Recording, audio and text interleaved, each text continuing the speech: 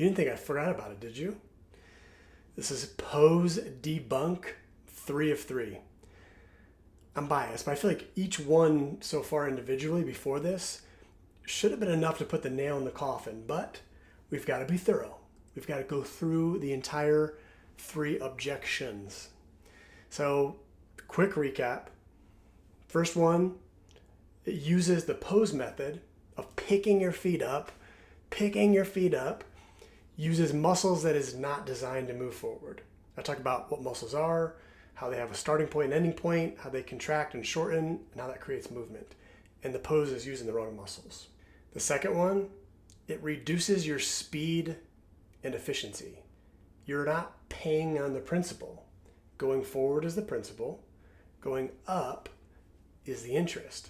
So you're still spending a lot, but you're spending it on the interest rate. So you're slower and you're exhausted. The third one, which is today, which is, I'm going to try to make it short and sweet, which I have a hard time doing. It neglects Newton's third law of physics. What is the third law, you ask? Great question. For every action, there is an equal and opposite reaction. We don't see it. That's the thing, is we can't see gravity. We can't see force with our eyes. So unless you understand how it kind of works, then we don't understand how it works. So before I dive into this, some foundation is I want to talk about closed chain versus open chain. And what I mean by this is when muscles are operating, our muscles are movers, they create movement. They're responsible for all things movement, controlling movement, lifting, slowing. But in order for me to have the foot on the ground when the muscles are in action or any contact of our body with the ground, if that's where we're generating force or movement, that's called closed chain. We're closing the loop. Open chain is when your extremity, whatever your muscle you're using, your joint, your body part, is not making contact with the ground. For example, squat, closed chain, bicep curl, open chain. So how we move forward is if I'm up tall, even if I didn't lean, we're talking about that in a minute. Of course, yes, you need to lean gravity, but for me to move forward, if I'm just picking my feet up, I'm not going anywhere. In order for me to create this forward movement, when my foot is on the ground, I push the ground backwards and my body moves forward as a result. Let's take that same example. We airlift the person, open chain now. Now what happens? Now I push back, now it's open chain. So I'm not getting this equal and opposite reaction. I'm not getting a force going forward. If I push the ground backwards, then I'm moving forward. So this should hopefully paint a picture for when the extremity is on the ground versus in the air and what it can do for us. This will be a whole nother topic we can talk about of driving your knees forward and anything driving forward off of the ground is extremely inefficient, but I digress. So closed chain, we push backwards to move forward. Physics.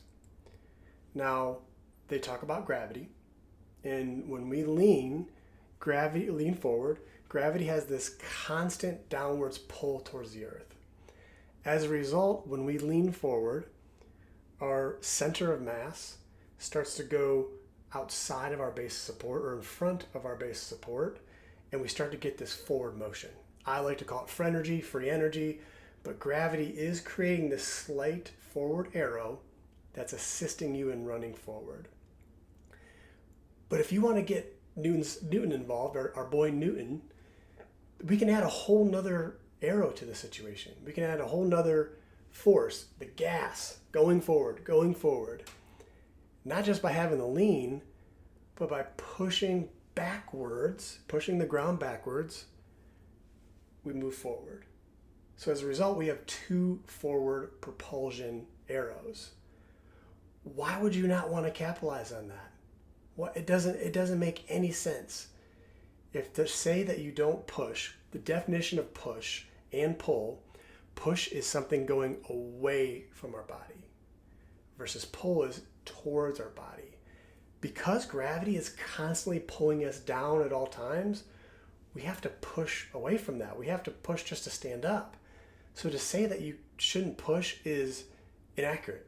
It's just completely inaccurate to say you don't push. So I hope throughout these 3 videos that I shine some light.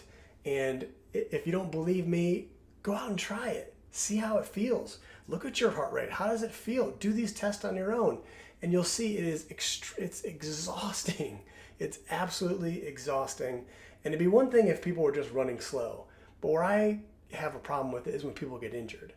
And being on the front lines and working with patients over the years and seeing people that were injured, I used to teach some of the pose stuff back in 2013, 2014, before I knew any better. And it wasn't, not only was it not working, people were getting injured. We're getting IT band friction syndrome. We're getting knee pain because we're bounding with it. We're getting calf tightness. We're getting shin splints. So that's where I feel like I have to speak up and explain why we have to evolve beyond the pose. So again, I hope you enjoyed these 3 videos. If you have any questions, comments, concerns, or anything you'd like me to clear up, please let me know. In Tush, we trust.